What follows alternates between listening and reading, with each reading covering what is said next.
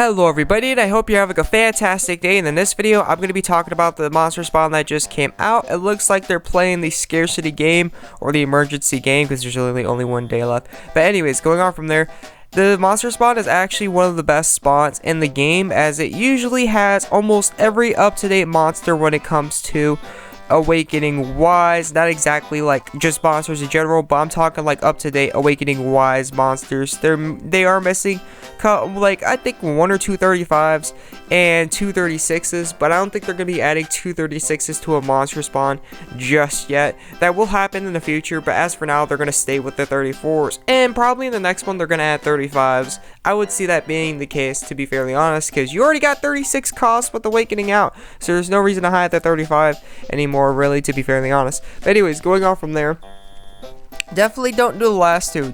No matter what you're thinking, don't do the last two.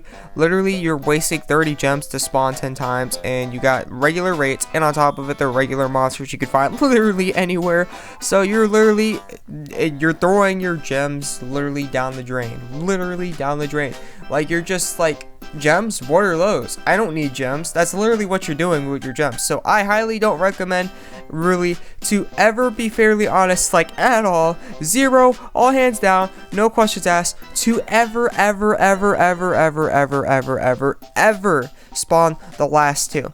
Okay, so with that being said, there's the first two, and no matter which one you spawn out of the first two, you're getting a monster that has their potential unlocked twice. So that means if you manage to get the one of the right stats, perhaps say yes, you don't have to worry about awakening it twice, getting the exact same cost monsters twice, and all this funky jazz, and it can really help out, and it could just really boost your gear score.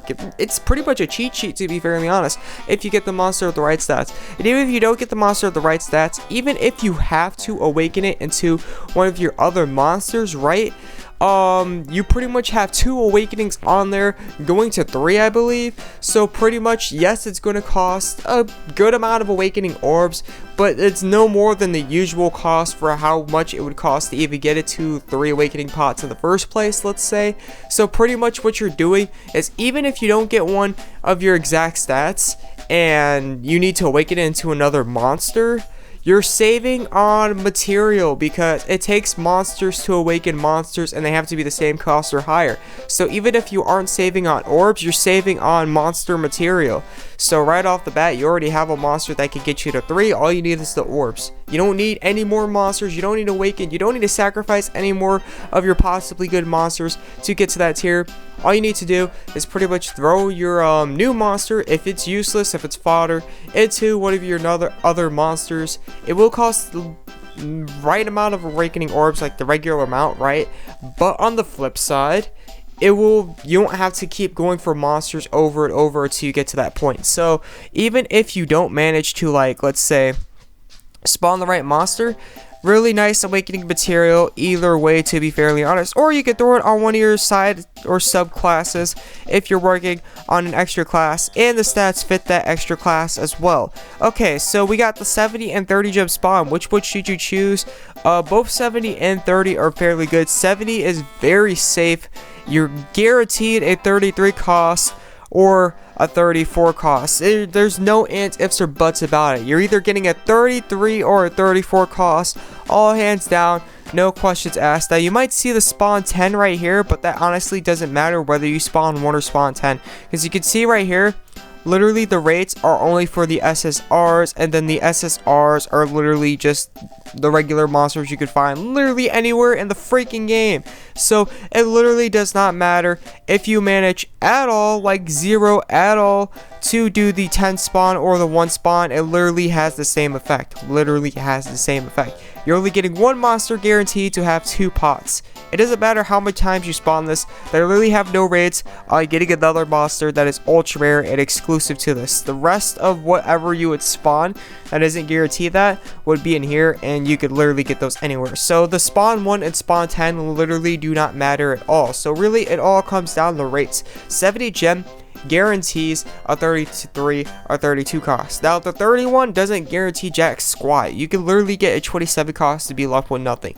But on the flip side, they actually do have decent rates. I think it's like 1 out of 3, maybe 2 out of 3.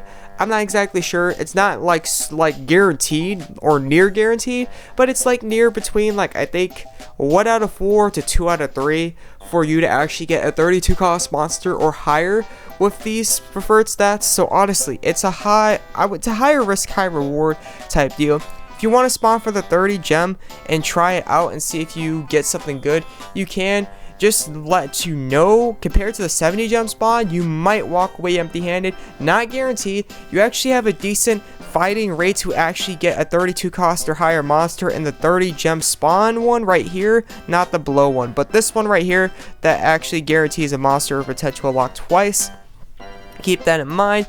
But in the 70 gem one, you're guaranteed a 33 or 34, so keep that in mind. When it comes to the 31, I can recommend it for new players because new players are almost always guaranteed to get really good cost or stat monsters, or just good monsters in general right off the bat, either way. But anyways, moving on from there, yeah, that's pretty much all I gotta say about this. I'd say the new players should go for the 31. They usually have boosted rates, to be fairly honest. Even if you aren't new, you could still go for the 31, but I'm not guaranteeing you're actually gonna walk away with something in your hands. There is a good chance, but there's not a guarantee you're actually gonna walk away with a good prize on your shoulder or whatever. The 70 gem spawn is literally the most safest option for you, to be fairly honest. But yeah, this spawn's definitely worth it. I would recommend going for it unless you are already like way past the point of 33s, 34s, or you're past the points of awakening. Thank you for tuning in. Thank you for watching, and I hope you're having a fantastic day. This is the AzureWrath. I'm out. Peace.